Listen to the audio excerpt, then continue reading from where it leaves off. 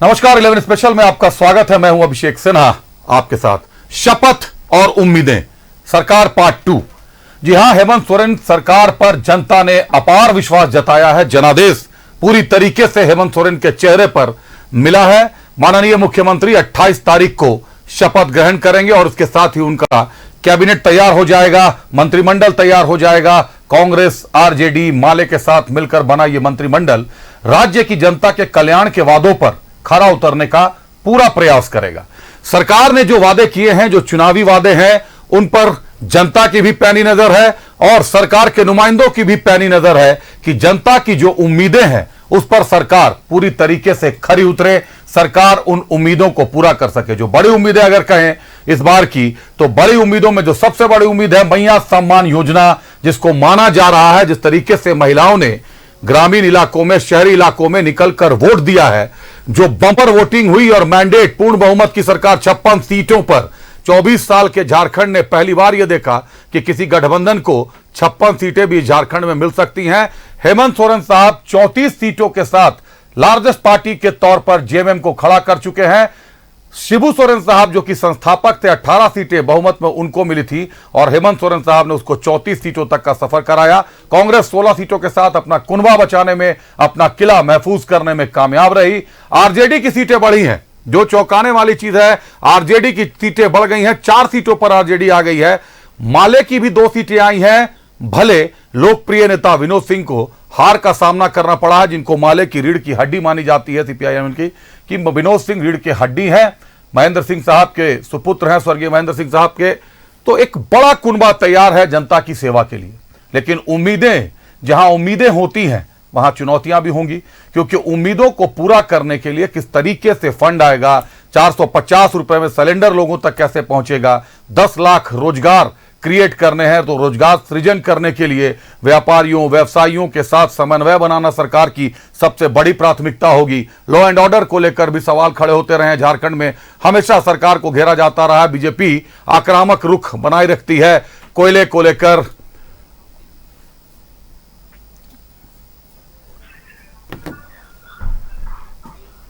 को लेकर और तमाम मामलों को लेकर बीजेपी भी अपना आक्रामक रुख बनाए रखती है। लेकिन इन सब के बीच, भ्रष्टाचार के आरोपों के बीच, घुसपैठ के वार के बीच, जनता ने तो जनादेश दे दिया। और जनता सत्ता से सवाल मीडिया तब तक पूछती है जब तक सत्ता में आने का मुद्दा होता है। जब आप पर जनता ने विश्वास कर लिया, आपको जनादेश दे दिया, सवाल आपसे उस दिन तब तक सामान्य हो जाते हैं जब तक कि दोबारा फिर से आप अपने वादों पर खरे नहीं उतरते। नई सरकार है, नए वादे हैं। एक बार सहनवाज हमारे सहयोगी का रुख करते हैं। आज उन्होंने वित्त विभाग के सचिव से बात की है, क्या कुछ कहा है उन्होंने। सहनवाज, आज आपकी जो रिपोर्ट है निश्चित तौर पर काबिले तारीफ है। झारखंड की जनता को मैया सम्मान योजना से कई उम्मीदें हैं। सरकार भी मैया सम्मान योजना को लेकर कृत संकल्प है। अगर बात करें महिला एवं बाल विकास विभाग की, तो मैया सम्मान योजना को लेकर पूरी तरीके से सचिव ने कहा है कि तैयार है। 750 करोड़ रुपए का अतिरिक्त बोझ पड़ने जा रहा है, लेकिन सरकार पूरी तरीके से तैयार है। शहनवाज, देखिए, मैया सम्मान योजना सरकार ने जब लाई थी 1000 रुपए के हिसाब से, तो उस टाइम यही लग रहा था कि ठीक है कि योजना है। लेकिन जब पब्लिक में इसकी एक्सेप्टेशन, महिलाओं में इसकी जो क्रेज बढ़ा और इसको धीरे धीरे 50 करोड़ तक, 50 लाख तक, इसके माफ कीजिएगा, महिलाओं को इससे जोड़ दिया गया और 4 महीने से उसमें पैसे भी डाले जा रहे हैं। फिर in between the election period उस सरकार ने ही डिसीजन लिया, संकल्प आया कैबिनेट में कि अब उसमें 2500 रुपये दिए जाएंगे दिसंबर माह से। तो ये एक बड़ा डिसीजन था और ये बड़ा बोझ खजाने पे पड़ रहा था, लेकिन सरकार ने उसके रिसोर्सेज को अरेंज कर लिया है। और एक और खास बात मैंने आज पूछी, माफ कीजिएगा, वित्त सचिव नहीं, महिला एवं बाल विकास सचिव मनोज कुमार से मेरी बात हुई है, जो इस पूरे योजना को देख रहे हैं। उन्होंने धरातल पे उतारी है इस योजना को। अब उन्होंने बताया कि 50 लाख से बढ़कर 60 लाख हो जाएगी महिलाओं, क्योंकि इतनी पॉपुलैरिटी बढ़ी है कि आवेदन बड़ी पैमाने पर आए हैं और जो 18 साल की हो रही हैं उसमें उनको जोड़ने की कवायद चल रही है। तो नियर फ्यूचर में ये योजना 50 लाख के बजाय 60 लाख तक महिलाओं तक पहुंचेगी। और फिलहाल 500 करोड़ रुपए लग रहे थे, अब 750 अतिरिक्त लग जाएंगे। 1250 करोड़ रुपए जो है वो इस मद में खर्च होंगे सरकार के। सरकार की जो आमदनी का जो मूल सोर्स है वो कमर्शियल टैक्स डिपार्टमेंट है, कमर्शियल टैक्स डिपार्टमेंट है, ट्रांसपोर्ट डिपार्टमेंट है, निबंधन डिपार्टमेंट है, जो ये यहां से सब पैसे आते हैं, और माइंस डिपार्टमेंट से भी पैसे आते हैं।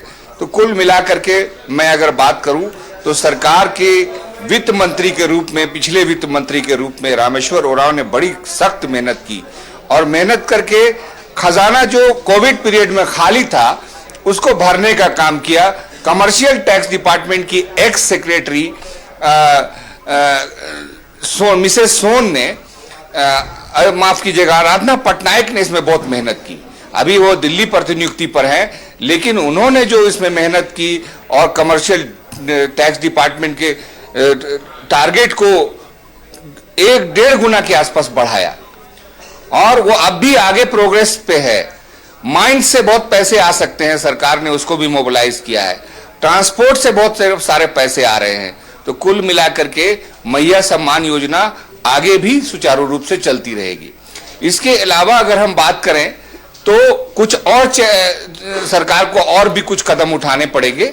जो काइंड सजेशंस, जो आज मैंने बहुत सारे लोगों से बातचीत की, चैम्बर ऑफ कॉमर्स से बात की, इंडस्ट्रीज डिपार्टमेंट से बात की, जूनियर चैम्बर से बात की, बिल्डिंग एसोसिएशन क्रेडाई के प्रतिनिधि से मेरी बात हुई। उन सब ने भी कहा है कि देखिए, बालू की उपलब्धता के लिए सरकार अगर कुछ ऐसा पॉजिटिव काम कर दे तो बहुत सारी समस्याएं अपने आप हल हो जाएंगी। झारखंड चैम्बर की दीर्घकालीन मांग है बिल्डिंग की, अवैध बिल्डिंग की रेगुलराइजेशन, जिसकी प्रक्रिया महुआ माझी के प्रयास से काफी हद तक आगे बढ़ चुकी है। अब उसको आगे ठीक ठाक ढंग से आगे चलना है। ट्रांसपोर्ट डिपार्टमेंट को भी बहुत आगे उम्मीदें हैं सरकार से कि सरकार उनको टैक्सेशन में राहत दे। जो लोकल वाहन रजिस्टर्ड होते हैं उनको थोड़ा लिबरल वे में चलना, बहुत कुछ चाहिए। नागालैंड से रजिस्टर्ड बहुत सारे वाहन चलते हैं, खास करके बरही के इलाके में, उन सब पर शिकंजा कसना चाहिए ताकि वो रजिस्ट्रेशन यहां कराएं, या कोई ऐसी बाध्यता हो कि वहां के रजिस्ट्रेशन के साथ साथ यहां भी आपको रजिस्ट्रेशन कराना पड़ेगा। ये कुछ ऐसी एक्टिविटी हैं जो सरकार को अगर अपने एजेंडे में सरकार शामिल कर ले तो ये सरकार बहुत अच्छे से पॉजिटिवली आगे बढ़ सकती है। देखिए, पहले ही सरकार ने जो सरकारी कर्मी हैं उनका दिल जीता हुआ है, उनको ओल्ड पेंशन स्कीम दी हुई है, पुलिस कर्मियों का दिल पहले से जीता हुआ है। इसके अलावा बिजली का बिल माफ करके जनता का दिल जीता हुआ है। बिजली का बिल माफ करने की प्रक्रिया में थोड़ा सा इंडस्ट्री को भी अगर इन्वॉल्व कर लिया जाए, जो मध्यम उद्योग हैं, एमएसएमई, अगर उनको भी कुछ इस तरह से कोई फैसिलिटेट किया जाए तो बहुत बेहतर होगा। ये सारी चीजें हैं जिसको लेकर के सरकार को आगे बढ़ना है। सरकार दोबारा बन रही है और उसमें जो नेतृत्व करता है ये वही है। उनका बैक इन दो बार के टर्म का उनको अनुभव है। एक बार जो 13 महीने की सरकार में भी उन्होंने अनुभव प्राप्त किया था, उसको इम्प्लीमेंट किया। उन्होंने बहुत कुछ डिपार्टमेंट को डिजिटलाइज किया, उसकी प्रक्रिया आगे रघुवर सरकार में कंटिन्यू हुई।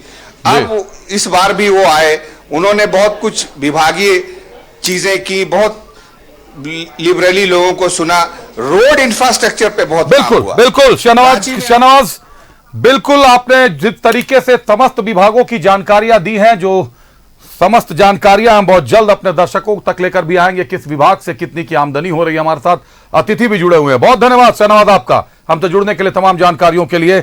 महिला एवं बाल विकास विभाग के सचिव मनोज कुमार साहब हैं, जिनसे आज हमारे सहयोगी, वरिष्ठ सहयोगी शहनवाज ने बातचीत की। कई आंकड़े निकल कर आए हैं, थोड़ी देर में हम आपको पूरी रिपोर्ट भी दिखाएंगे।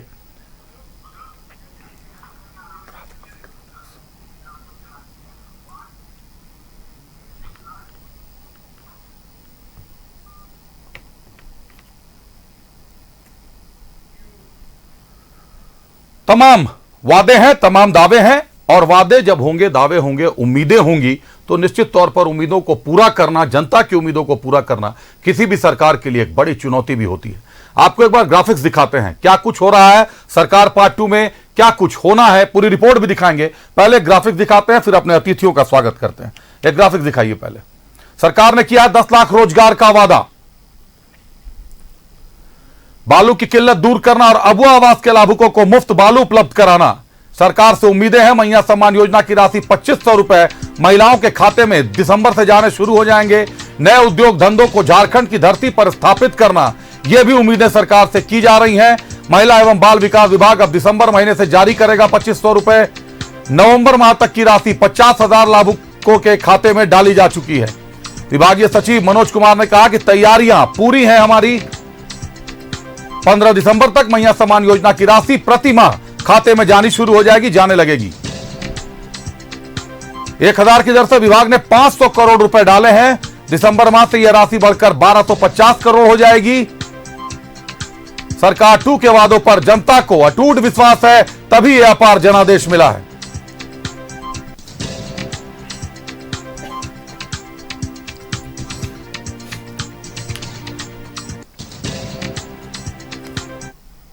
एक बार रुक करते हैं, अपने अतिथियों का स्वागत करते हैं। हमारे साथ झारखंड चैंबर ऑफ कॉमर्स से जुड़ी हैं पूनम आनंद जी। पूनम जी, स्वागत है आपका। चैंबर ऑफ कॉमर्स के पूर्व सचिव आर.के. चौधरी साहब जुड़े हुए हैं, लंबा अनुभव है इनको भी, बहुत स्वागत है चौधरी साहब आपका। शशांक भारद्वाज साहब चैंबर ऑफ कॉमर्स से जुड़े हैं रांची से, बहुत स्वागत है सर आपका। और धनबाद से हमारे साथ चैंबर ऑफ कॉमर्स के सचिव अजय कुमार वर्मा साहब जुड़े हैं। अजय जी, बहुत स्वागत है आपका। इसके अलावा हमारे साथ पुनीत कवटिया उपाध्यक्ष है, वो भी जुड़ गए हैं। चैंबर ऑफ कॉमर्स के उपाध्यक्ष पुनीत कवटिया, वो भी जुड़ चुके हैं। अतिथियों के साथ बातें शुरू करते हैं। शुरुआत पूनम आनंद जी आपसे। नई सरकार जो जनादेश इस बार जनता ने सुनाया है, 56 सीटों पर झारखंड, 24 सालों के झारखंड ने यह इतिहास देख लिया है कि ऐतिहासिक निर्णय है, एक सुनामी की तरह आया है और 56 सीटों पर INDIA गठबंधन को बिठाकर गया है जनादेश। लेकिन जिन उम्मीदों पर जनता ने वोट दिया है, उन उम्मीदों को साकार करने के लिए अभी सरकार के पथ में कांटे भी बहुत हैं। पूनम आनंद जी, बिल्कुल आपने बिल्कुल सही कहा है। जनता का जो जनादेश है वो सबसे पहले तो मैं सरकार को शुभकामनाएं दूंगी कि जनता ने जिस उम्मीद से आपको जनादेश दिया है, आप उनकी उम्मीदों पे खरा उतरें और हमारे जो राज्य में लोगों को लगता है कि कुछ अच्छी चीज़ें होंगी तो उसको करने का पूरा प्रयास करें। जैसा कि अभी आप अपने आंकड़े बता रहे थे कुछ चीज़ों में, तो उसमें मेरी तो एक ही बात कहनी है कि अगर किसी भी राज्य को अगर विकसित करना है, उसके विकास की ओर देखना है, तो वहाँ के बिजनेस को, वहाँ के लोगों, इंडस्ट्रीज़ को देखना बहुत ज़रूरी होता है। और यहाँ पे हम लोग सब जानते हैं, सब देख भी रहे हैं कि यहाँ पे नई इंडस्ट्रीज, आपने खुद ही अभी बताया कि सरकार की ये प्राथमिकता भी है।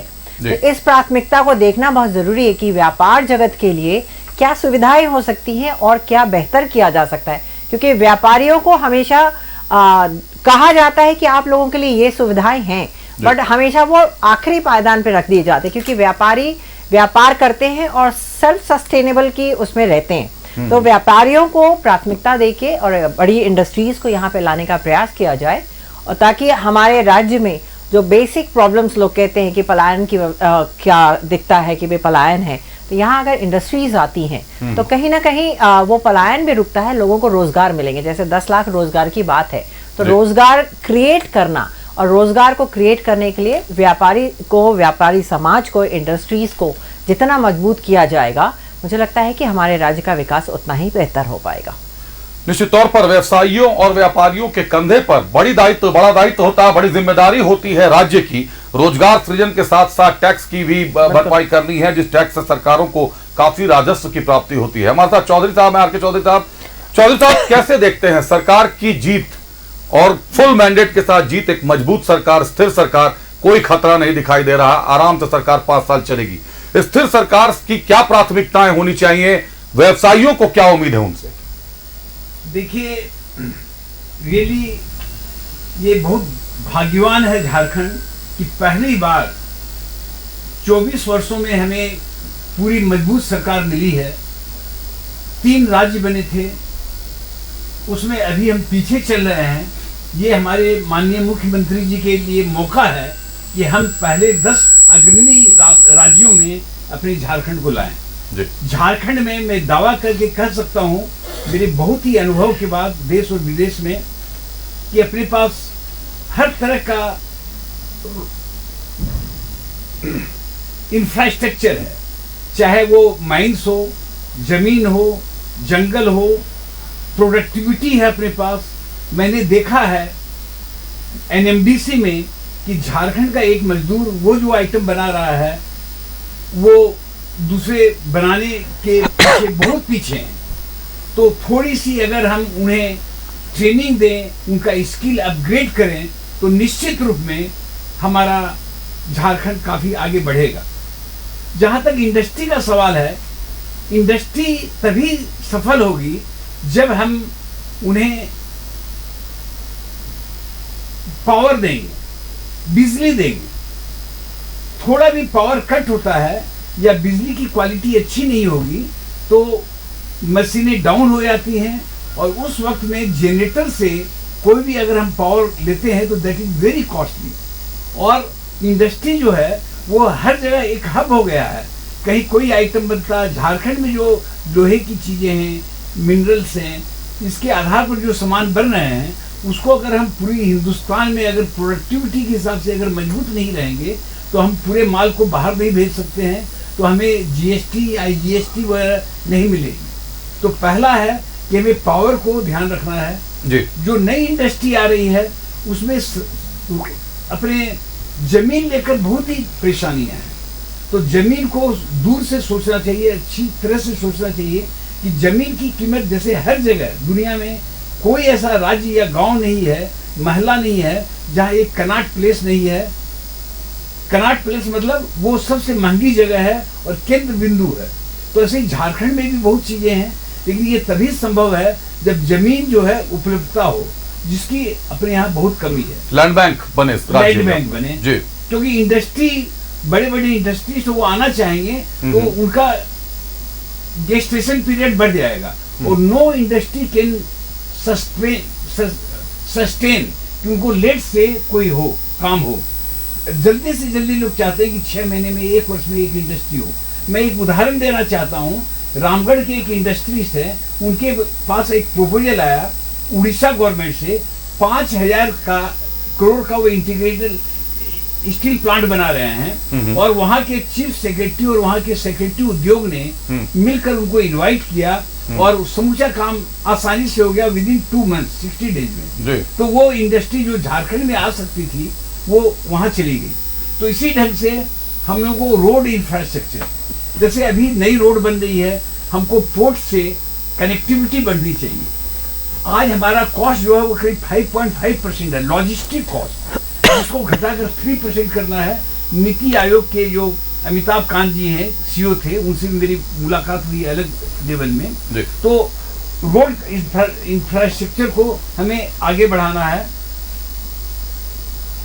इंस्पेक्टर राज, एक छोटी सी बात है, अभी जैसे इंस्पेक्टर राज में क्या होता है कि हमें लाइसेंस चाहिए। कोई भी व्यापार करना चाहे तो एक लाइसेंसिंग जरूरी है। वो लाइसेंस 1 या 2 वर्ष के लिए होता है। मेरे को समझ में नहीं आता है क्यों नहीं हम उसको 10-15 वर्ष के लिए या 5 वर्ष के लिए कम से कम भेजें। जो 10 वर्ष, उससे क्या होगी, अब एक लाइसेंस है, उसका फी देना हमको 100, 200, 400 रुपया, और उसके लिए हमको दुनिया का आगे पीछे करना पड़ता है, मेरी समय की बर्बादी होती है।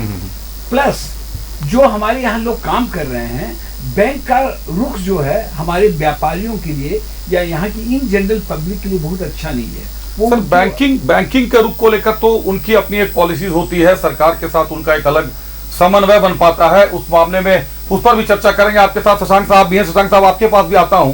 जमशेदपुर से हमारे साथ जुड़े हुए चैंबर ऑफ कॉमर्स के उपाध्यक्ष पुनीत कवटिया साहब। पुनीत जी, स्वागत है आपका।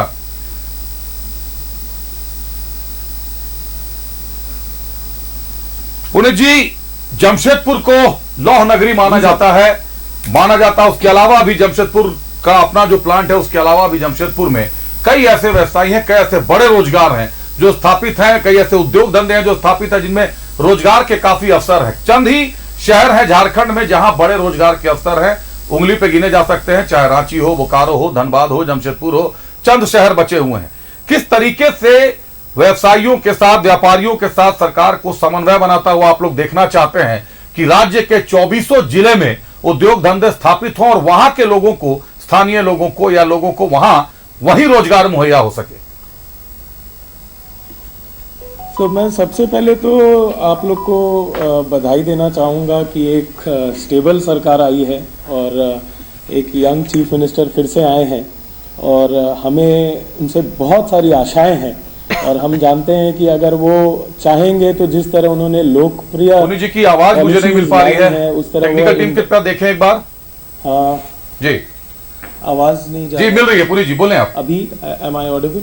यस यस यस हाँ बोले। सो ऐसा है कि एक यंग चीफ मिनिस्टर फिर से आए हैं तो हमें बहुत सारी आशाएं हैं, जैसा कि उन्होंने पॉपुलिस्ट मेजर्स लिया है जिसके कारण उनको इतनी अच्छी बहुमत मिली है, वो इंडस्ट्रीज के लिए भी ज़रूर इस तरह के मेजर्स उठाएंगे। हमारा आकलन ये है कि 4 मेजर एरियाज है जहां इन्हें और फोकस से काम करना चाहिए। एक है टूरिज्म सेक्टर, झारखंड में इतनी सुंदर जगह है जिन्हें डेवलप किया जाए तो ये हिमाचल और कश्मीर जैसा टूरिज्म यहाँ जनरेट कर सकता है जी। दूसरा और मेगा इंडस्ट्रीज जिसके लिए माइंस, मिनरल्स एंड मेटल्स जो हमारा कोर है झारखंड का, जिस पे अच्छी बड़ी इंडस्ट्रीज आ सकती हैं। तीसरा है एमएसएमई पे फोकस। एमएसएमई को बहुत छोटी छोटी सुविधाएं चाहिए होती हैं, अगर वो दिया जाए तो डेफिनेटली एक इम्पैक्टफुल उसका नतीजा निकलेगा, क्योंकि जमशेदपुर जैसे जगह में करीब 1300 से 1400 एमएसएमई है, तो पूरे झारखंड में अगर एक इकोसिस्टम इसका बनाया जाए जहां पे आपको लैंड चीप रेट्स पे मिले, इलेक्ट्रिसिटी जैसा कि अभी बताया पहले भी कि इलेक्ट्रिसिटी अच्छा क्वालिटी का मिले, लेबर एक रीजनेबल रेट पे मिले। अगर बिहार में लेबर रेट 400 और आप 600 करोगे तो हैवी इंडस्ट्रीज यहाँ नहीं सरवाइव कर पाएंगी। तो इस तरह से एमएसएमई को जो छोटे मोटे फैसिलिटीज चाहिए उसे फ्लश करना चाहिए सरकार को। अगर 100 एकड़ जमीन चाहिए तो इन्हें देना चाहिए 500 एकड़ है, भाई आप यहाँ फैक्ट्रीज लगाओ, एम्प्लॉयमेंट जनरेट अपने आप होगा, बिजनेस अपने आप आएगा। और चौथा सेक्टर जो है वो है स्टार्टअप्स। जी। बहुत सारी इंजीनियरिंग स्टार्टअप्स है जो यहाँ पे फलीभूत हो सकती है, उनके लिए एक इकोसिस्टम बनाना होगा। सो ये सारे पॉइंट्स है।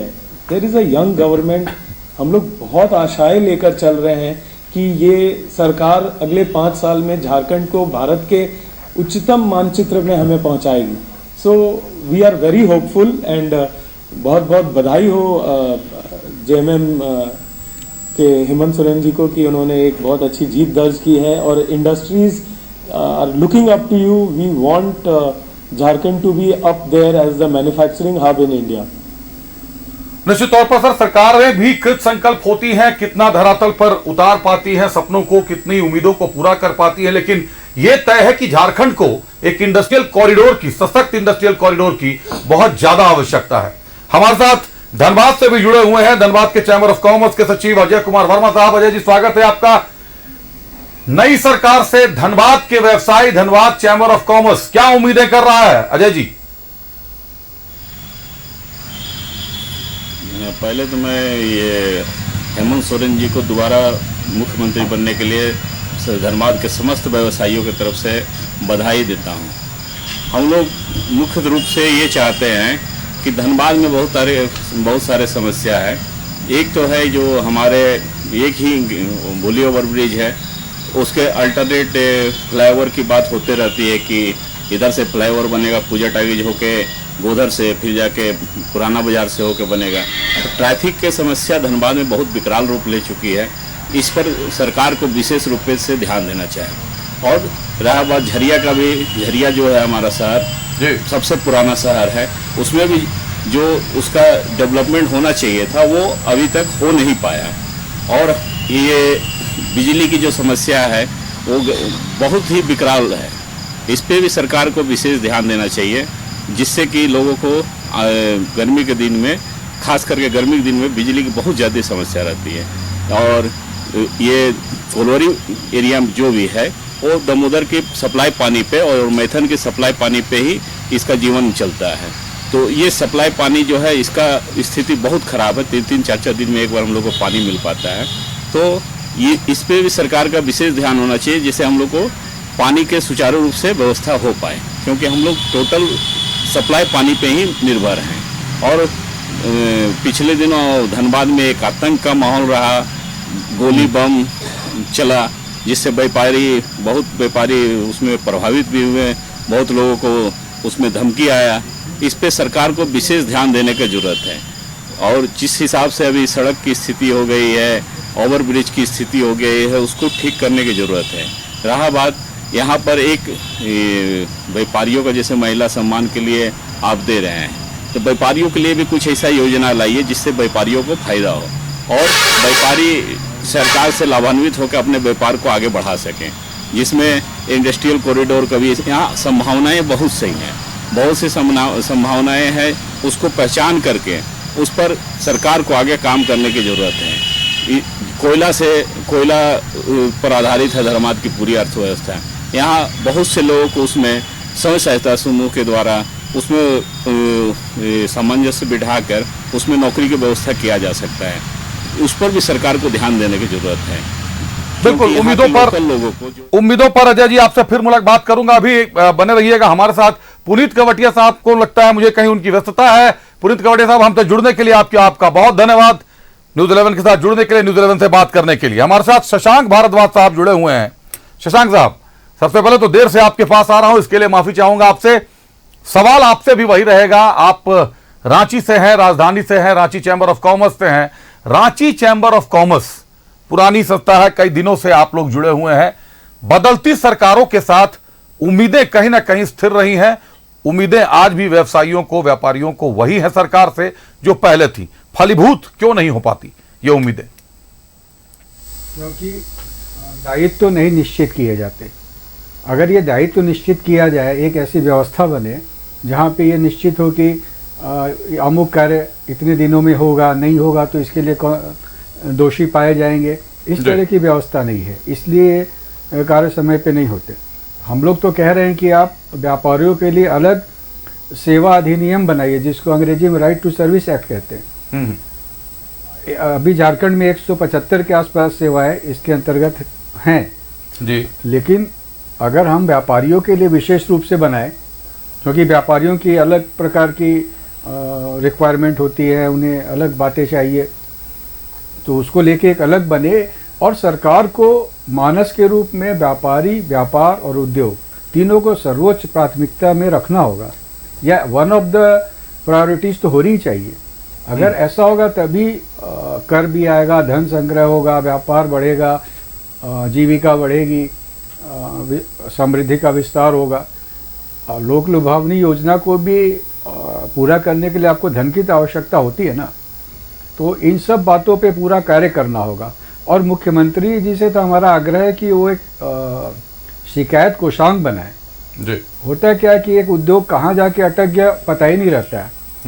अगर कोई व्यापारी सीधा उनको बता पाए कि वो एक उद्योग लगाना चाहता है और यहाँ पे वो अटक गया है, तो उनके संज्ञान में आएगा तो प्रभावी कार्रवाई होगी। तो इन सब बातों पे एक मनोभाव बना के कार्य करना होगा, तब विकास होगा। देखिए, पूरे भारत में सभी राज्य निवेश आकर्षित करना चाहते हैं और सब योजनाएं लेके आते हैं, और अब वो बाध्यता नहीं रही कि अगर आयरन और यहाँ है तो स्टील का कारखाना यहीं लगेगा। अगर दूसरे राज्य सरकारें अच्छी सुविधाएं उपलब्ध कराएंगी, कर का प्रोत्साहन देंगी, कानून व्यवस्था को नियंत्रण में रखेंगी, अधिकारी वर्ग लटकाएगा नहीं, तो उद्योग वहाँ लगेगा। वो क्या यहाँ से आयरन और वो वहाँ ले जाएगा और आपको स्टील यहाँ भेज देगा। तो इन सब बातों पे समग्रता से विचार करना पड़ेगा। और चूंकि एक बड़ा अवसर सामने आया है, तो क्यों ना हम एक ऐसा एक परिदृश्य बनाए जिसमें सारे लोग बोले कि हाँ, ये सरकार बहुत गंभीरता से और बहुत अच्छा कार्य करने को इच्छुक है। जैसे लाइसेंस की बात हो रही थी, अब हम लोग बार बार कह रहे हैं कि आप नो लाइसेंस रिजीम क्यों नहीं लाते। अब आप न्यूज़ चैनल चला रहे हैं, किस बात का लाइसेंस आपको चाहिए? आप कुछ गलत करोगे तो 100 कानून है जो आपको पकड़ लेंगे। स्थिति ये है कि एक पान दुकान लगा के कोई बैठा है, उसको भी एक लाइसेंस चाहिए। क्यों चाहिए जी? आपको अगर धन चाहिए तो आप शुल्क लगा दो ना। देखिए, शुल्क और लाइसेंस में बहुत अंतर है। लाइसेंस का अर्थ है अनुमति। अनुमति नहीं मिली तो आप कार्य नहीं कर सकते। उसके लिए क्या क्या होता है सब समझते। तो आप शुल्क ले लो ना। आप बोलो भाई 1000 रुपये आपको देना है जी, शुल्क देना है। तो हम ये बार बार कह रहे हैं कि आप नो लाइसेंस एरा की ओर बढ़िए आप जो उद्योग ऐसे हैं जिनमें लाइसेंस की आवश्यकता बिल्कुल है, उनको आप वहाँ रखिए नकारात्मक सूची में, लेकिन आप हर कार्य के लिए एक लाइसेंस का प्रावधान बना देते हैं। अब आप एक व्यावहारिक बात देखिए, किसी को 5,000 करोड़ रुपए का एक प्लांट लगाना है, अब वो लाइसेंस के लिए 1 साल आपके पीछे दौड़ा, 1 वर्ष, तो 5,000 करोड़ रुपए का उसका ब्याज ही 500 करोड़ रुपया हो गया। इससे पहले कि उसका कार्य प्रारंभ हो, उसके ऊपर वित्तीय दायित्व तो चला आया। तो आप एक तंत्र बनाइए जहां सूचना दें और शुरू करें, जिसको आप अंग्रेजी में कह सकते हैं इन्फॉर्म एंड ऑपरेट। एक पोर्टल बना दीजिए, मैं वहां लिख दूंगा भाई मेरे को एक औषधि की दुकान खोलनी है, ये मेरा एड्रेस है, ये मेरा GST नंबर है और मैं यहाँ कर रहा हूँ, वो आपके यहाँ चला आएगा। अब हर बात के लिए एक लाइसेंस लेने की जो आवश्यकता है उससे हमें बचना चाहिए और ये एक बड़ी पहल की जा सकती है। नो लाइसेंस की बात कर रहे हैं शशांक भारद्वाज साहब, निश्चित तौर पर उसमें चुनौतियां भी कई आएंगी नो लाइसेंस की, लेकिन जो मैं समझ पा रहा हूं कि कहीं ना कहीं व्यवसायियों की एक मांग तो जरूर है कि सिंगल विंडो सिस्टम एक बने व्यवसाय के लिए और इंडस्ट्रियल कॉरिडोर तैयार हो जहां व्यवसायी निवेश कर सकें, सुरक्षित महसूस कर सके, उनके पैसे सुरक्षित हों और साथ ही साथ जो तमाम तरीके के सब्सिडीज हैं और अन्य तरीके की जो योजनाएं हैं कल्याण की, उनमें व्यवसायियों को भी प्राथमिकता से रखा जाए क्योंकि वो रोजगार भी सृजन करेंगे और उनसे जो टैक्स जनरेट होगा उससे जनता का काफी कल्याण हो सके। क्योंकि चर्चा रोजगार पर है, चर्चा उद्योग धंधों पर है, चर्चा व्यवसायियों की है, चर्चा उस वर्ग की है जिस वर्ग से एक बड़ा वर्ग लाभान्वित होता है, कई लोग जुड़े हुए होते हैं, कई स्तर के लोग जुड़े हुए होते हैं। यह संभव नहीं है कि सरकारी योजनाओं की जो राशि है उसको हर घर तक पहुंचाया जा सके, लेकिन यह संभव है कि अपने क्षेत्र में अगर हम नए उद्योग धंधों को लाएं, क्योंकि खनिज से और संपदा से धनी है हमारा झारखंड, तो कई ऐसे लोग हैं जिनको रोजगार मिल जाएगा उनके ही क्षेत्र में। उसके लिए आपको कहीं जाने की जरूरत नहीं पड़ेगी। सबसे पहले तो पलायन रुक जाएगा झारखंड से, जो सबसे बड़ी समस्या है झारखंड की। पहले आपको एक रिपोर्ट दिखाते हैं। सरकार के शपथ के साथ ही जो उम्मीदें सरकार से बांध रही है जनता, उसको लेकर क्या कुछ रिपोर्ट है, आपको एक रिपोर्ट दिखाते हैं। झारखंड की जनता से हेमंत सोरेन को मिला अपार जनादेश। 28 नवंबर को हो जाएगा सरकार 2 का गठन। शपथ ग्रहण के साथ जनता की अपेक्षाओं पर खरा उतरने की तैयारी। केंद्र सरकार से नहीं मिल पा रहा इंडिया ब्लॉक को सहयोग। आयुष्मान कार्ड, PM आवास समेत कई मामलों में केंद्र पर लगा है आरोप। मैया सम्मान योजना, 450 रुपए में गैस सिलेंडर को लेकर जनता में है उत्साह। झारखंड सरकार का वित्त विभाग भी कर रहा तैयारी। झारखंड में सरकार 2 के गठन की सारी तैयारियां पूरी कर ली गई हैं। 28 नवंबर को शपथ ग्रहण के साथ पूर्ण बहुमत वाली इंडिया ब्लॉक राज्य की कमान संभालेगी। राज्य के CM हेमंत सोरेन के कार्यभार संभालते के साथ ही जनता की अपेक्षाओं को पूरा करने का दायित्व सरकार पर बढ़ जाएगा। झारखंड की जनता मैया सम्मान योजना और 450 रुपए में गैस सिलेंडर को लेकर खासी उत्साहित है। साथ ही बेरोजगारी दूर करने के सरकार के वादों पर भी जनता की पैनी नजर है। सरकार 2 के वादों पर जनता को अटूट विश्वास। सरकार ने किया है 10 लाख रोजगार का वादा। बालू की किल्लत दूर करना और अगुआ आवास के लाभुकों को मुफ्त बालू उपलब्ध कराना। मैया सम्मान योजना की राशि 2500 रुपए महिलाओं के खाते में जमा होंगे। नए उद्योग धंधों को झारखंड की धरती पर स्थापित करना। महिला एवं बाल विकास योजना विभाग मैया सम्मान योजना की बढ़ी हुई किस्त 2500 रुपए प्रति माह महिला लाभुकों के खाते में भेजने के लिए तैयारी शुरू कर चुका है। सरकार के संकल्प के अनुसार दिसंबर माह की 15 तारीख तक 2500 रुपए डालने के लिए विभाग संकल्पित है। 2.5 गुना अधिक राशि डालने से विभाग और वित्त विभाग पर कितना लोड पड़ेगा, यह भी बड़ा सवाल है। महिला एवं बाल विकास विभाग अब दिसंबर महीने से जारी करेगा 2500 रुपए। विभाग ने नवंबर माह तक की राशि 50,000 लाभुकों के खाते में डाल दी है। विभागीय सचिव मनोज कुमार ने कहा, तैयारियां हैं पूरी। 15 दिसंबर तक मैया सम्मान योजना की राशि प्रति माह खाते में जाएगी। नवंबर माह तक 50,000 लाभुक महिलाओं के खाते में 1000 की दर से विभाग ने 500 करोड़ रुपए डाले। दिसंबर माह से यह राशि बढ़कर 1250 करोड़ हो जाएगी। संकल्प निकल चुका है हमारा कि 2500 रुपये दिसंबर से देंगे। जाएगा किस तारीख तक पहुंच जाएगा सर? संकल्प में है कि 15 तारीख करने का, बट वी आर ट्राइंग कि हम समय को हम ऑनर कर पाएँ। उसके लिए क्या क्या करना पड़ेगा? वर्कआउट कर रहे हैं उस पर, थोड़ा सा समय लगेगा अभी।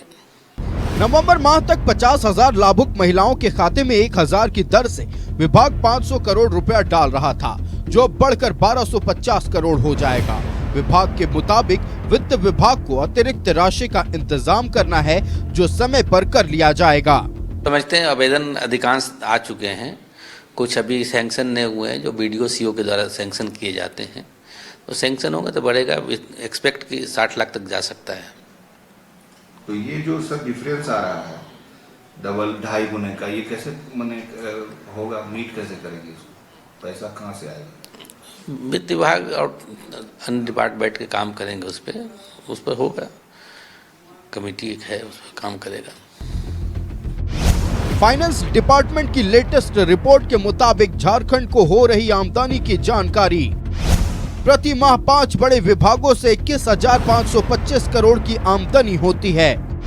कमर्शियल टैक्स डिपार्टमेंट से 12,541 करोड़, माइंस से 6,244 करोड़, उत्पाद विभाग से 1,443 करोड़, ट्रांसपोर्ट डिपार्टमेंट से 1,079 करोड़, लैंड रेवेन्यू डिपार्टमेंट से 218 करोड़ की आमदनी होती है। झारखंड सरकार की आमदनी अभी 21,525 करोड़ है। सरकार पर पड़ेगा प्रति माह 750 करोड़ रुपए का अतिरिक्त भार। ओल्ड पेंशन स्कीम, होमगार्ड का बढ़ा हुआ वेतन, बिजली बिल माफी भी होगा एडजस्ट। वित्त मंत्री के लिए बढ़ेंगी नई जिम्मेदारियां। कैमरा पर्सन कौशल के साथ शाहनवाज अख्तर, न्यूज़ 11 भारत, रांची।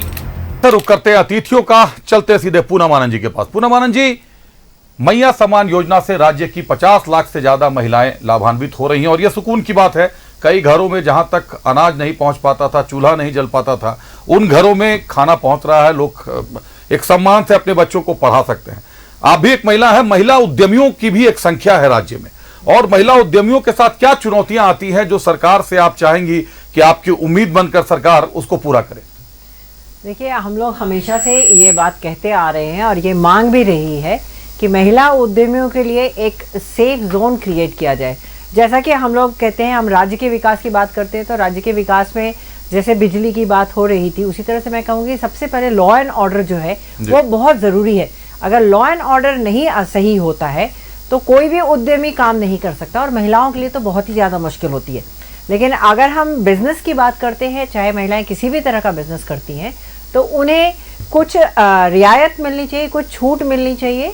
और बैंकिंग में जैसे बैंकिंग का है या टैक्स का है या बाकी सारी चीज़ें हैं, जो छूट मिलती है उसमें थोड़ी सी जिसको कहते हैं ना, सिंप्लीफाई करने की ज़रूरत होती है।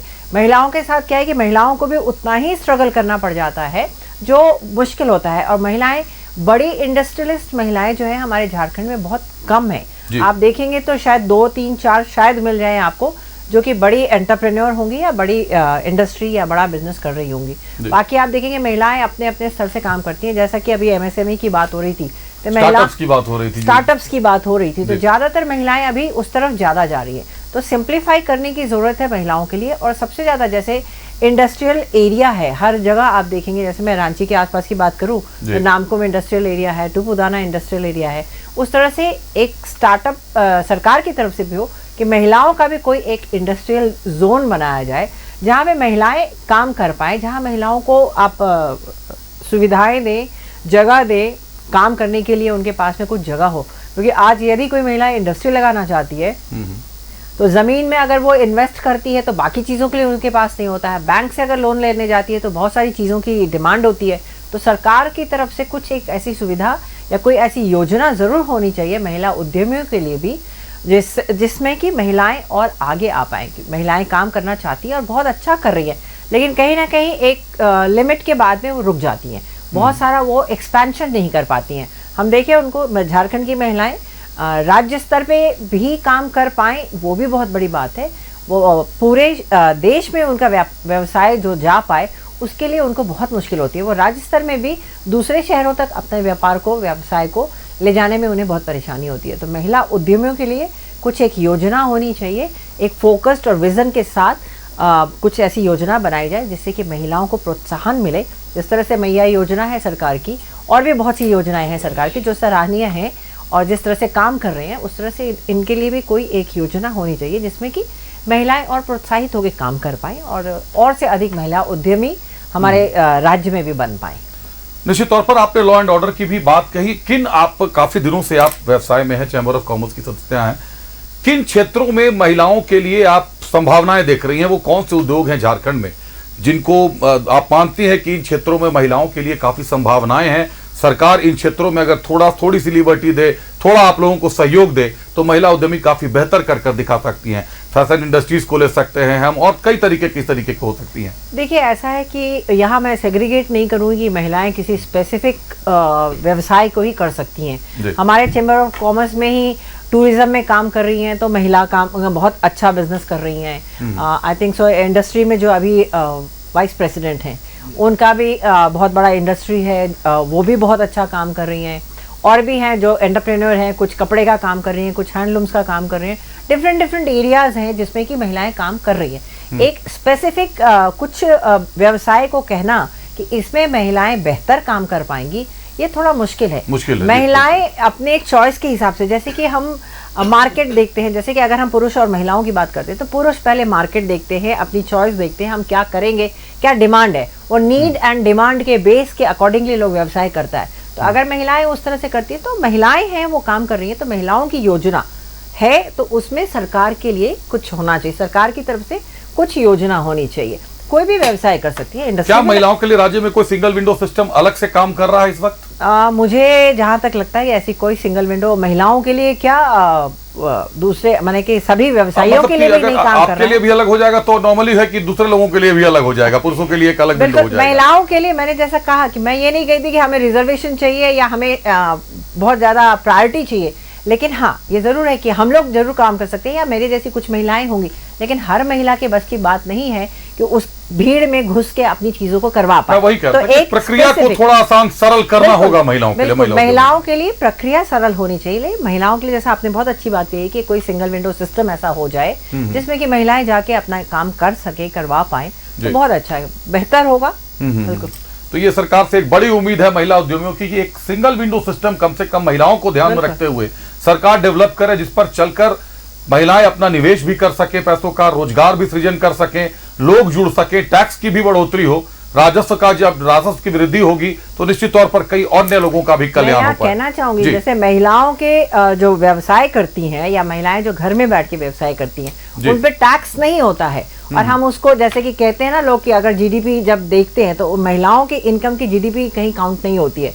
अगर महिलाओं को सुविधा देंगे तो हर चीज जो है वो बेहतर और डेवलप हो जाएगी, तो राज्य का जो जीडीपी है, राज्य का जो टैक्स है, वो सारी चीजों में विकास होगा। ग्रोथ, राज्य का जो ग्रोथ रेट है वो काफी बढ़ा हुआ दिखाई देगा। निश्चित तौर पर ग्रोथ रेट बढ़ा हुआ दिखा देगा। चौधरी साहब, एक बार फिर चौधरी साहब का रुख करता हूं। अभी आपने देखा तमाम जो बड़े विभाग हैं उनसे 21,525 करोड़ की आमदनी हो रही है। अगर मैया सम्मान योजना की बात करें तो 18,000 करोड़ का करीब उसमें इन्वेस्टमेंट बढ़ेगा। एक अतिरिक्त जो ये सरकार पर एक अतिरिक्त दायित्व तो अभी सरकार ने लिया है, ये संभवतः कई राज्यों में चल रहा है, झारखंड में भी ये शुरू हो चुका है और इसे अमली जामा भी पहनाया जाना चाहिए। लेकिन आखिर ये पैसे सर क्रिएट कैसे कर पाएगी सरकार, क्योंकि विभागों की स्थिति हालात सामने है कि कितना पैसा विभागों को आ रहा है। जो बड़े विभाग है, कमर्शियल टैक्स डिपार्टमेंट से 12,541 करोड़ रुपए आते हैं, ट्रांसपोर्ट डिपार्टमेंट से 1,000 करोड़ के करीब आते हैं। तो आखिर इन विभागों में और क्या बदलाव कर आमदनी में वृद्धि की जा सकती है? देखिए, ऐसा है, जो भी अभी हमारा एग्जिस्टिंग रेवेन्यू आ रहा है उसमें बढ़ोतरी की संभावना मेरे को बहुत कम समझ में आ रही है, अनलेस अनटिल हम ज्यादा टैक्स ला दें। टैक्स ला देंगे तो रिवर्स हो जाएगा इंजीनियरिंग, फिर लोग भागना शुरू करेंगे। टैक्स लाएंगे तब तो अतिरिक्त बोझ बढ़ जाएगा, दिक्कत होगी। तो हम लोग को नई इंडस्ट्रीज को लाना है जहाँ इन्वेस्टमेंट बहुत कम है, इंफ्रास्ट्रक्चर कम से कम है, दैट इज IT इंडस्ट्री। आज देखिए, मेरे जो अनुभव से बताता हूँ कि अच्छे से अच्छे लोग जी। बिहार और झारखंड के, स्पेशली झारखंड के, जी, तो जी। हर जगह कम से कम मैं 50 सीईओ को जानता हूँ, चीफ ऑपरेटिंग ऑफिसर या चीफ एग्जीक्यूटिव ऑफिसर्स को, जो झारखंड के हैं और बड़ी बड़ी कंपनियों में इंडिया में और इंडिया के बाहर काम कर रहे हैं। जी। उनको क्या चाहिए कि बच्चे यहीं के हैं, झारखंड के बच्चे हैं, BIT Sindri, BIT Mesra, ISM वगैरह से इंजीनियरिंग करते हैं और फिर वो बाहर जा रहे हैं। जी। अगर हम जैसा अभी भुवनेश्वर ने किया, कलकत्ता ने भी किया, कि देखिए सब अभी इंडस्ट्री जो पहला हब था बेंगलुरु, पूना, एनसीआर, नागपुर, हैदराबाद, जी। चेन्नई, वो अब सब अलग अलग स्टेट में जा रहा है, डिसेंट्रलाइज हो रहा है। तो पहला काम होना चाहिए कि हम अपने सब बच्चों को झारखंड में लाने की कोशिश करें, आईटी हब तैयार करें, आईटी के एक एक लोगों को, अच्छे से अच्छे लोगों को इनवाइट करने का हम लोग हेल्प कर सकते हैं। उससे क्या फायदा होगा कि आपको खाली इंफ्रास्ट्रक्चर देना है और मैन पावर अपने पास है और ये रेवेन्यू बढ़ जाएगा और किसी पर कोई लोड नहीं आएगा। दूसरा है कि एक जमाना ऐसा था कि 100 बस केवल कलकत्ता से और वेस्ट बंगाल से झारखंड आती थी, जोन्हा वाटरफॉल के लिए, दसम के लिए, सीता फॉल के लिए, आसपास के लिए। जी, टूरिज्म सेक्टर जो है बताना चाहूं। बहुत मैं आई कैन गारंटी 110% कि we can earn more than mining department जितना अर्न कर रहा है उससे ज्यादा हम लोग टूरिज्म से कर रहे हैं। क्योंकि आजकल देखा होगा आपने कि होटल्स लबाल बुकिंग चल रही है, तो झारखंड में लोगों को लाने के लिए लॉ एंड ऑर्डर की जरूरत है।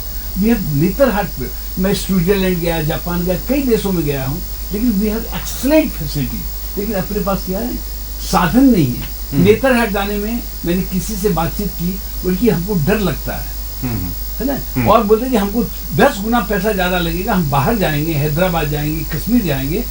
देखिए मैं अभी 4 लेडीज रांची से गई अकेली कश्मीर और तिब्बत घूमकर वापस आई है, ओनली 4 लेडीज मेरे परिवार की। तो वो बोलते कि आज वहां पर इतने तरह तरह के लोगों से मिली, कहीं कोई डर नहीं लगा। सोचिए, तो वो डर है अपने झारखंड में। इवन आईएएस ऑफिसर्स मेरे को बोलते हैं कि you don't go over there, okay, है ना। मैं रात में 10 बजे जंगल में गया हूँ ताकि डकैत पकड़े मुझे, और मैं उनसे बात करके समझाऊं कि टूरिज्म अगर होगा तो कैसे उनकी इनकम बढ़ सकती है। तो टूरिज्म है, एक है medical, excellent doctors over here, 90% medical seat बढ़ गई है केवल कोरोना के बाद में। ये क्या हुआ है कि चूंकि गवर्नमेंट से बहुत छूट मिल रही है, इंश्योरेंस स्कीम्स है, तो दवा दारू हो रही है, लोग ऑपरेशन करा रहे हैं, तो नर्सिंग का बहुत अच्छा साधन है। केरल की जो लड़कियां हैं, दे आर नंबर 1, क्योंकि I have lot of experience in south, north, east, हर जगह, वेस्ट हॉस्पिटल्स का।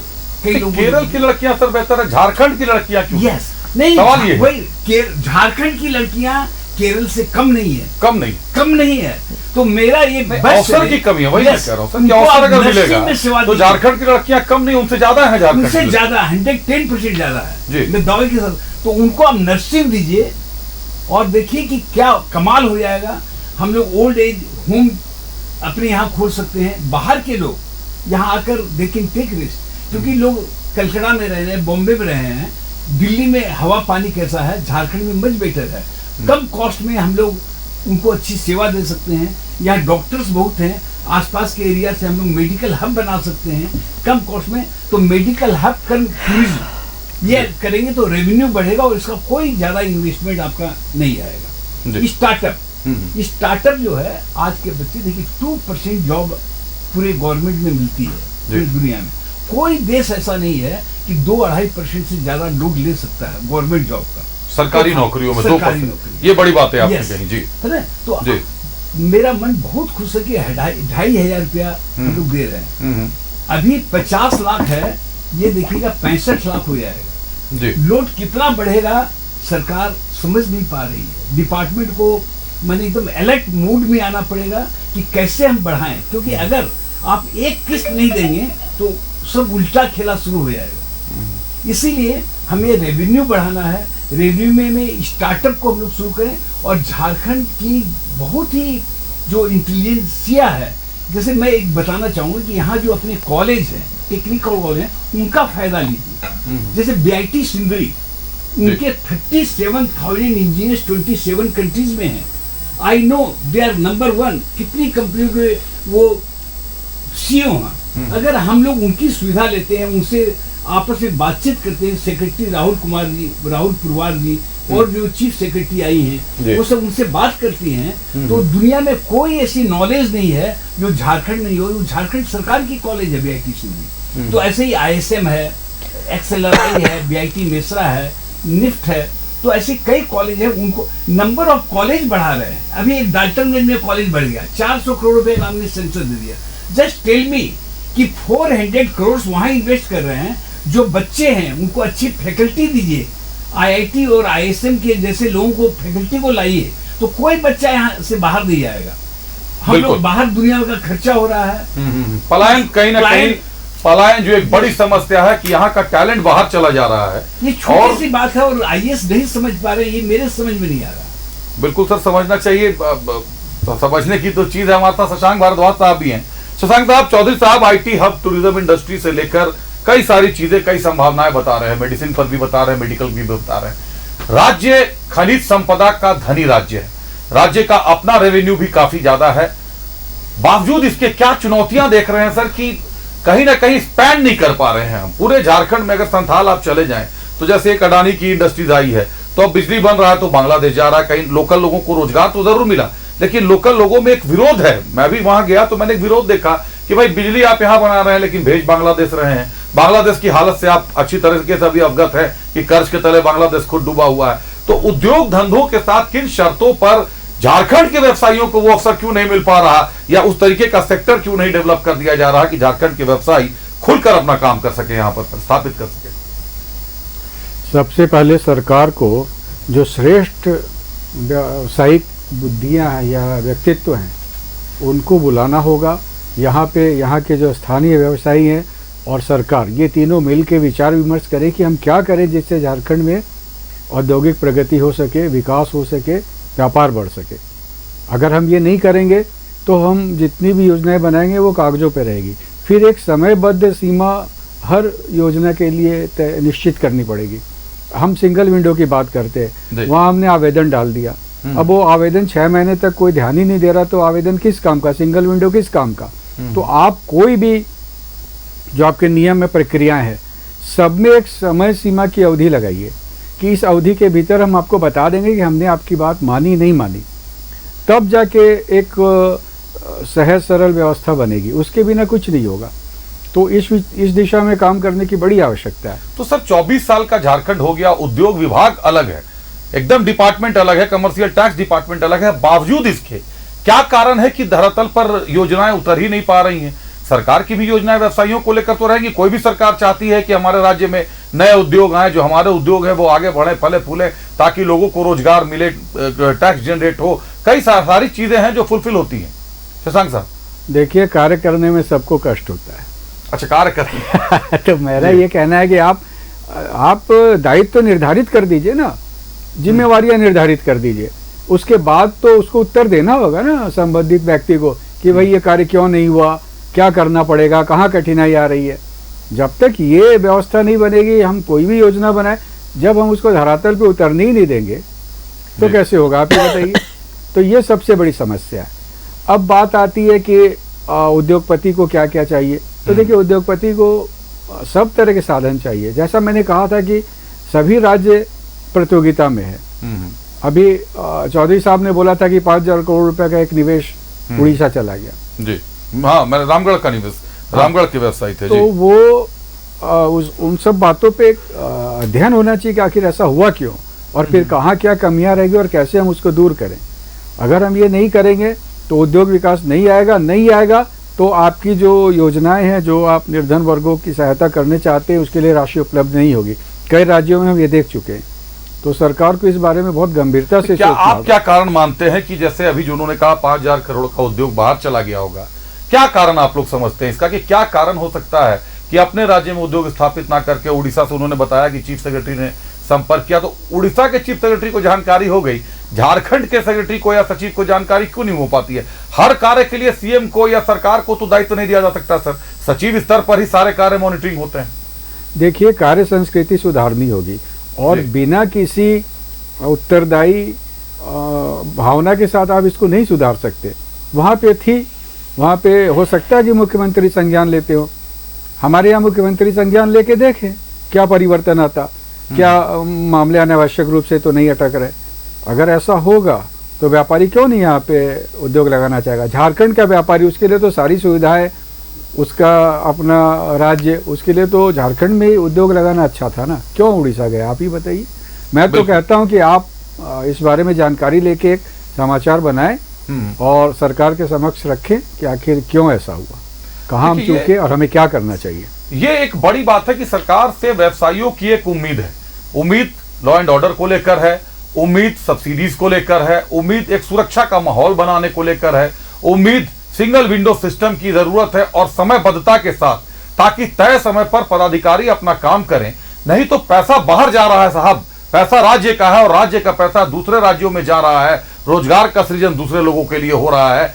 आखिर झारखंड से पलायन कैसे रुकेगा, झारखंड का विकास कैसे होगा। पूनम आनंद जी के पास एक बार चलता हूं। पूनम जी, जो मुख्यमंत्री की पहल करने की बात हुई थी तो 2014 से 19 तक भाजपा की सरकार थी, रघुवर दास की साहब की सरकार चली, उस समय मोमेंटम झारखंड हुआ, यहाँ बड़े निवेशक आए, बड़े इंडस्ट्रीज भी आई, लेकिन सक्सेस रेशियो तो 0 पर आकर रुक गया और कई तरीके के आरोपों प्रत्यारोपों में घिर गया मोमेंटम झारखंड। अब जांच की जद में भी आने की बात हो रही है।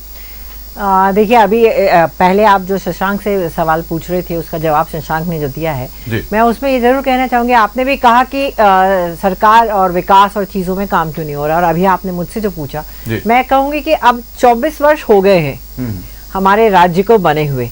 अब तक एक तो स्थिर सरकार नहीं मिल पाती थी।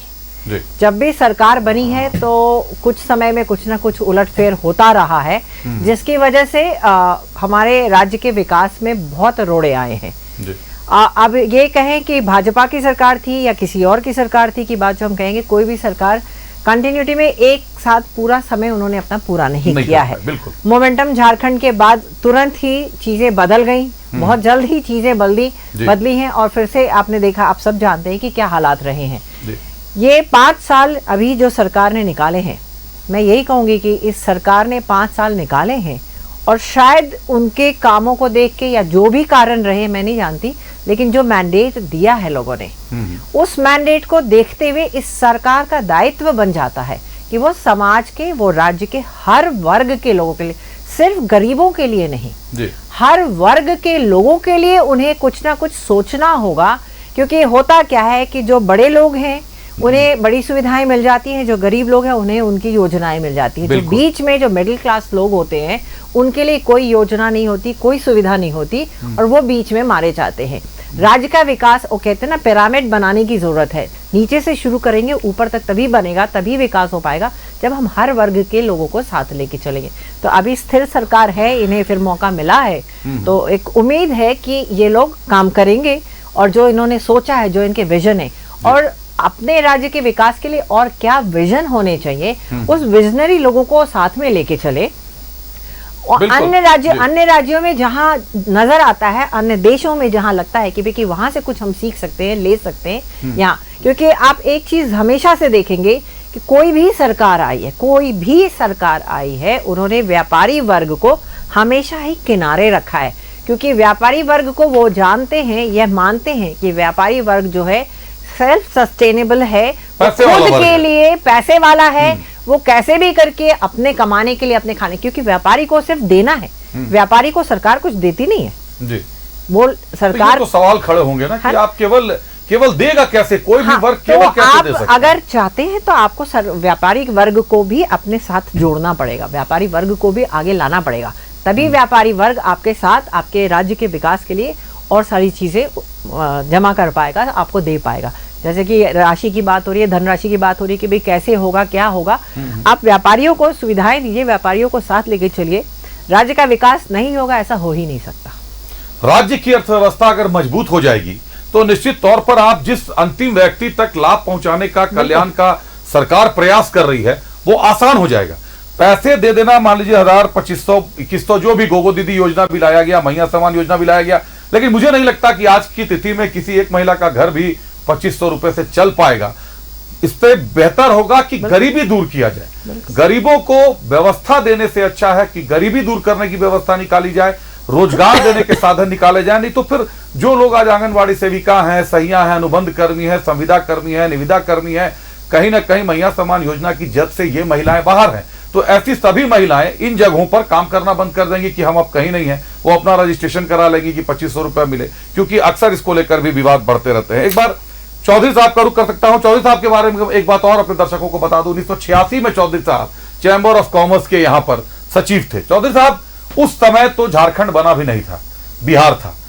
उस समय के बिहार में अविभाजित बिहार का व्यवसाय और वर्तमान झारखंड बनने के बाद का व्यवसाय, आपने दोनों हिस्सों को देखा है, किस तरीके से देखते हैं दोनों हिस्सों को? सर ऐसा है, मैं ब्यूरोक्रेसी के बहुत साथ रहा हूं, सब डिपार्टमेंट से मेरा बहुत ही अच्छा अनुभव है जी। सेंस ऑफ रिस्पॉन्सिबिलिटी एकदम नहीं है। मैं बहुत दावे के साथ और जोर के साथ कह रहा हूं कि most of the people they don't have sense of responsibility. Sense of responsibility power है हमारे पास जी, हम क्या कर सकते हैं। आई वॉज सेक्रेटरी 86 में 93 की बात है जी। रात में 9:45 बजे 9:45 में मेरे पास सेक्रेटरी ज्वाइंट सेक्रेटरी आते मेरे घर कांके रोड में जी, फ्रॉम राजस्थान कि हमको एक कल मीटिंग करनी है, हम लोग लेट हो गए हैं, could not contact you, how can you. रात में 9:45 में वो मेरे घर पहुंचते हैं ज्वाइंट सेक्रेटरी जी। कैन हम लोग में से कोई ऐसे हैं जो ये सोच सकते हैं? नहीं, कोई नहीं, जाएंगे भी नहीं सर, बुला लेंगे भले आपको फोन फोन से जवाब नहीं देते हैं। अब बुला लेंगे आपको कि सर आ जाइए, आप ही आ जाइए, नहीं तो गाड़ी वगैरह ड्राइवर वगैरह भेज दें। एकल सिस्टम जी, शुरू से रहा है। चीफ सेक्रेटरी बोलते हैं कि नहीं काम नहीं कर रहा, ये कमी नहीं है। मैं एक छोटा सा उदाहरण देता हूँ, 1 करोड़ की एक मशीन आई है। RDCIS को देखकर यहाँ जो सेट है मैंने सेल का, एक डिपार्टमेंट में एक मशीन आई, एक भी 1 करोड़ से एक भी पुर्जा नहीं निकला, मैंने एक भी फोटोकॉपी नहीं निकली है, नॉट ए सिंगल। और इन्वेस्टमेंट इज 1 करोड़। तो वो क्या होगा मशीन का? हम लोग जो बार बार सोचते हैं कि खाली पैसे से होगा, नहीं, पैसे से नहीं होगा। सिस्टम को बनाइए, आप रनिंग कीजिए। आपको 1 लाख की मशीन है और 1500 के लिए वो पड़ी हुई है।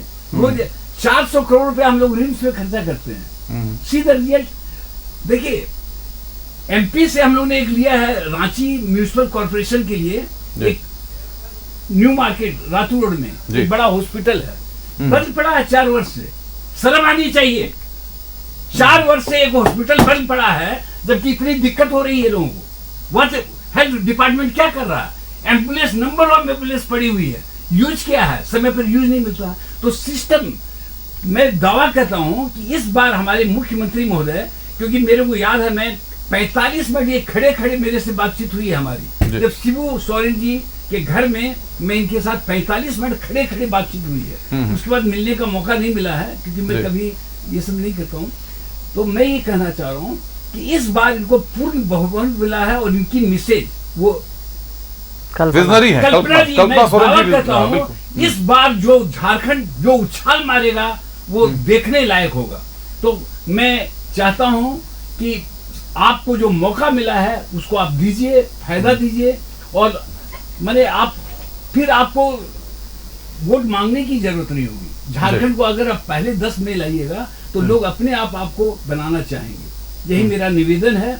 इस मौके को गमाइए नहीं, ये कभी मौका नहीं आएगा, 24 वर्षों में एक बार भी नहीं आया है। इसीलिए पुरानी सरकारें फेल की हैं कि उनको खाली मैनेज करने में लगा है। इसको मिनिस्टर को है, वो जा रहा है, वो MLA है। अब आपके पास 57 सीट्स है, 56 सीट्स है, तो you are king of king. आपको एकदम सोचना नहीं है, तीनों पार्टी चारों मिलकर काम कीजिए और अपने झारखंड को, जो आपके पिताजी ने और आपको ये मौका मिला है, you are the blessed child of God, है ना, उसको पूरा कीजिए। धन्यवाद। ये बड़ी बात कही है हेमंत सोरेन साहब के लिए। RK चौधरी साहब कह रहे हैं कि you are the blessed child of God. आपके पिताजी का जो श्रम रहा है, जो मेहनत रहा है, मुख्यमंत्री साहब के साथ 45 मिनट की इनकी बातचीत भी हुई थी। विजनरी है, CM विजनरी है, उनकी पत्नी विजनरी है, इस बात में कहीं किसी को कोई आशंका नहीं।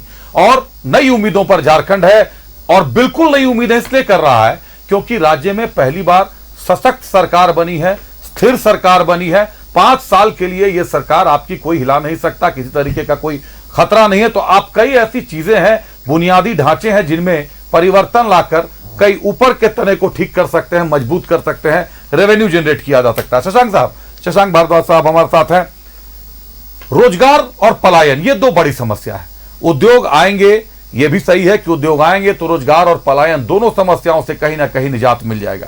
लेकिन हम ये देखते हैं साहब कि जैसे कंस्ट्रक्शन की अगर बात कर लें तो अगर झारखंड की बात करें तो ज्यादातर बिहार के और मध्य प्रदेश के, बंगाल के, बॉम्बे के जो बड़े कंस्ट्रक्शन कंपनियां हैं वो आकर यहाँ काम करती है। हमारे यहाँ के जो बड़ी कंपनियां हैं वो भाग भी नहीं ले पाती, कई इस तरीके की बातें होती हैं, इस तरीके की शर्तें होती हैं। वहीं अगर बात करें सप्लाई आइटम्स की, वहां भी कम बेस इसी तरीके के हालात बन जाते हैं। झारखंड के इस वर्ग के व्यवसायियों का आपका जो चैम्बर आप लोगों का है, इसमें क्या इस तरीके का कोई सिस्टम आप लोग डेवलप करना नहीं चाहते कि विभाग जो है, संबंधित विभाग समस्त मामलों का निष्पादन तय समय में, आपने कहा सिंगल विंडो सिस्टम भी आपने कहा, लेकिन जो यहाँ के व्यवसायी हैं, जो यहाँ रह रहे हैं, यहाँ काम कर रहे हैं, उनके लिए कुछ विशेष व्यवस्था बना सके? यहाँ के व्यवसायियों को वरीयता देनी ही चाहिए। आपको ऐसे कुछ नियम बनानी चाहिए जिनमें उनको कुछ प्रोत्साहन मिले, कुछ छूट मिले, तब तो वो कार्य कर पाएंगे जी। अब उस दिशा में सोच के सरकार को कार्य करना चाहिए। जैसा मैंने आपको कहा जी कि इसके लिए एक समग्र विचार विमर्श की आवश्यकता है। हमने काफ़ी समय से देखा है कि जो योजनाएं बनती हैं उनमें उतना विचार विमर्श नहीं होता। तो आप सबको साथ लेके बैठिए और ये एक लगातार होना चाहिए, क्योंकि जब आप कोई कार्य करते हैं तो समय समय पे उसकी कठिनाइयाँ समझ में आती हैं। कई बार आपको लगता है नहीं ये बात ऐसे ठीक की जा सकती है। देखिए, जब तक उद्योग और धंधों का और व्यापार का विकास नहीं होगा ना, आप राज्य को आगे नहीं ले जा सकते। आज महाराष्ट्र इसलिए है, गुजरात इसलिए कि वहाँ पे उद्योग धंधे हैं। और आपको आश्चर्य होगा कि गुजरात में तो खनिज नाम की कोई अधिक गुजरात के पास तो है नहीं, बिल्कुल कुछ नहीं है सर। अगर देखिए वो स्टोन्स छोड़ दें और मार्बल वगैरह छोड़ दें, निर्माण का केंद्र बना हुआ है और हम यहाँ खनिज लेके बैठे और हमारे यहाँ कोई उद्योग लगाने नहीं आते। ये तो टाटा ने एक उद्योग लगा दिया, उसके भरोसे जमशेदपुर में उद्योग चल रहे हैं। बाकी आप देख लीजिए, टेक्सटाइल पॉलिसी बनी, उस पर कोई कार्य नहीं हुआ। तो जब तक आप कॉम्पिटिटिव नहीं रहेंगे जी, तब तक आपके यहाँ उद्योग धंधे नहीं आएंगे। आप कुछ भी बोल दो, उससे नहीं होता। उद्योगपति अपना धन लगाता है, उस धन का उस धन की एक लागत होती है, उसको उस धन पे प्रतिफल चाहिए। अच्छा सर, आप 24 सालों से झारखंड को देख रहे हैं, कई उद्योग मंत्रियों को आपने देखा होगा। किस तरीके से देखते हैं उद्योग मंत्री को साहब? एक व्यवसाय की तरह नहीं, आप व्यवसाय की तरह ही बताइए। एक व्यवसाय की तरह नहीं बता पाइएगा तो शायद बातें खुल के आ नहीं पाएंगी।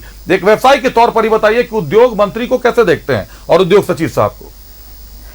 देखिए, उद्योग मंत्री महोदय और उद्योग सचिव, इनका एक अलग हट के उद्योग दृष्टि होनी चाहिए। जब तक वो अनुभव और ज्ञान नहीं रहेगा, आप किसी को कुछ भी बनाइए, उससे कोई लाभ नहीं होगा। ठीक है, चलिए मान लिया आप राजनीतिक पृष्ठभूमि से आते हैं, आपका उतना अनुभव नहीं भी हो सकता, कई विवशताएं रहती हैं, लेकिन आप कम से कम विशेषज्ञों को आमंत्रित तो कर सकते हैं। हमारे राज्य में एक उद्योग संवर्धन आयोग बना था, जहाँ तक मेरे को ध्यान है। अब उस आयोग में गतिविधियां शुरू ही नहीं हुई, हालांकि ये शायद भाजपा के शासन में बना था। लेकिन जो भी है, तो तकनीकी व्यवस्थाएं तेजी से बदल रही हैं, नई नई तकनीक आ रही है, नए नए व्यापार सृजित हो रहे हैं। एक एक स्टार्टअप बनता है और 100 करोड़, 200 करोड़, 500 करोड़ का उसका बाजार पूंजीकरण हो जाता। तो आप वो सब दिशा में लोगों को आगे लाएंगे और व्यापारियों को आपको सर्वोच्च प्राथमिकताओं में रखना ही होगा। नहीं रखिएगा तो चलेगी सरकार। लेकिन जो आपके लक्ष्य हैं, जो आप करना चाहते हैं, अपने मतदाताओं को संतुष्ट करना चाहते हैं, उसमें कठिनाई आएगी। देखिए, हमारे आज की चर्चा का सर विषय ही यही है, क्योंकि जितने भी कल्याण की बातें हैं, योजनाएं हैं, वो आप देखेंगे तो घूमती हुई व्यवसायियों तक पहुंचेगी या बड़े इंडस्ट्रीज तक जाएगी, कहीं ना कहीं वहीं जाकर खत्म होगी। चाहे मुद्दा रोजगार का हो, चाहे मुद्दा मैया सम्मान का हो, चाहे मुद्दा सिलेंडर में सब्सिडी का हो, हर मुद्दा जाकर वहीं पर फंसेगा। केंद्र और राज्य सरकार को एकजुट होकर काम करना पड़ेगा। एक बार पूनावानंद जी के पास चलता हूं। व्यवसाय से थोड़ा हटके मैडम ये बता दीजिए कि विगत 5 साल में राज्य सरकार का आरोप रहा कि केंद्र से कोई मदद नहीं मिल रही। पीएम आवास को लेकर भी केंद्र ने हाथ बंद कर लिए हैं। अब वो आवास सरकार ने लॉन्च कर दिया है। आयुष्मान कार्ड की भी अगर आप बात करें तो कहा जा रहा है कई अस्पतालों में आयुष्मान कार्ड से इलाज नहीं हो पा रहा है। तो केंद्र का रवैया जो है राज्य सरकार के साथ समझौते वाला नहीं है, सहयोगात्मक नहीं है, जिसको लेकर गठबंधन कई बार आरोप लगा चुका है। इस बार ऐसा क्या होगा कि केंद्र सरकार राज्य सरकार की उम्मीदों पर खरा उतर पाएगी, राज्य सरकार को सहयोग करेगी, ताकि वो उम्मीदें जो राज्य सरकार केंद्र से लगा बैठा है और जनता को जिसका फायदा होना है वो जनता तक पहुंच पाएगा?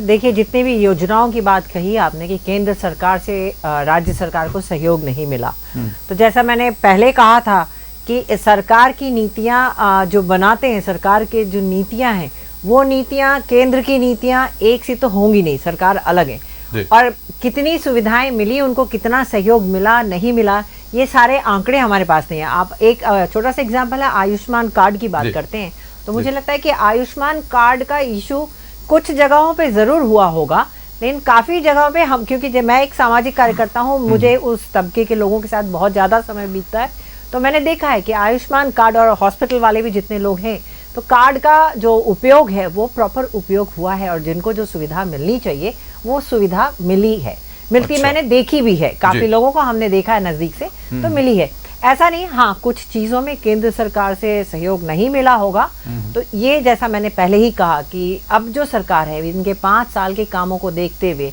आज जो हेमंत सरकार को जो मैंडेट दिया है यहाँ के लोगों ने, जनता ने जो मैंडेट दिया है, एक भरोसा के साथ इन्हें सहयोग मिला नहीं मिला के बावजूद भी जो इन्हें मिला है, अब इनको विजनरी होने की जरूरत है और इन्हें केंद्र सरकार से कैसे अपने लिए, अपने राज्य के लिए बनाना है, कैसे लेना है, एक समन्वय बनाना होगा, ताकि केंद्र सरकार झारखंड राज्य, क्योंकि जनता को एक भरोसा सा है इनकी तरफ में कि हमें शायद अब अगले 5 सालों में और बेहतर चीजें मिलेंगी, तो इन्हें अब समन्वय बनाना होगा एक विजन के साथ, एक ऐसी टीम के साथ, या इस तरह से करके कि केंद्र से जो भी योजनाएं, जो भी चीजें लेनी है, ये लोग ले पाए। अब इन्हें अपने जो इनका जो मंत्रिमंडल होगा, इनके जो लोग आसपास काम करने वाले लोग हैं, वो कैसे विजनरी इनके आसपास में होंगे, उनके साथ मिलकर ही ये ले पाए, क्योंकि राज्य के विकास के लिए आप एक अकेले नहीं कर सकते। हालांकि इनकी काफी विजनरी व्यक्ति हैं ये, लेकिन उसके बावजूद भी इन्हें एक टीम के साथ, एक पूरा प्रतिनिधि मंडल जो इनका है,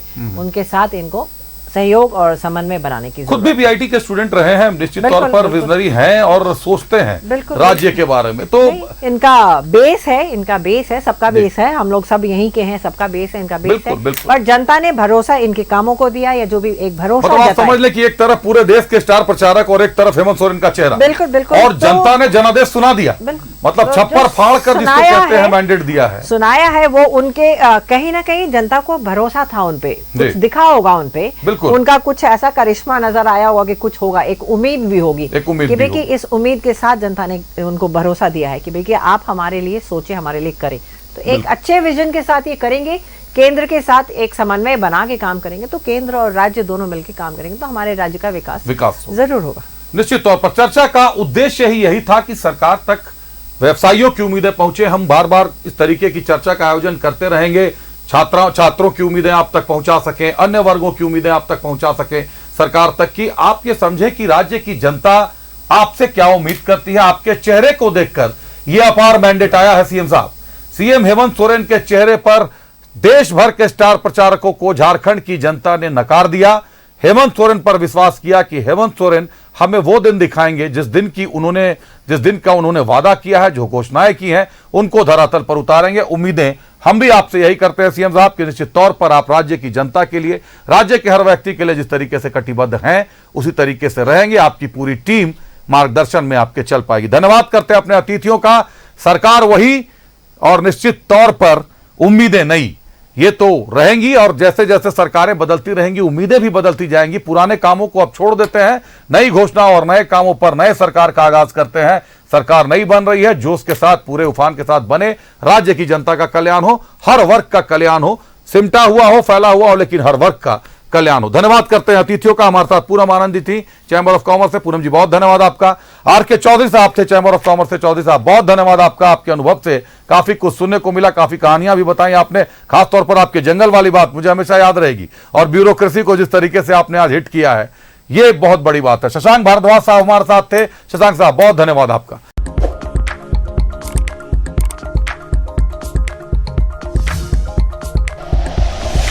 like and share videos, subscribe करें हमारा चैनल और प्रेस करें बेल आइकॉन। न्यूज़ 11 भारत, सच है तो दिखेगा।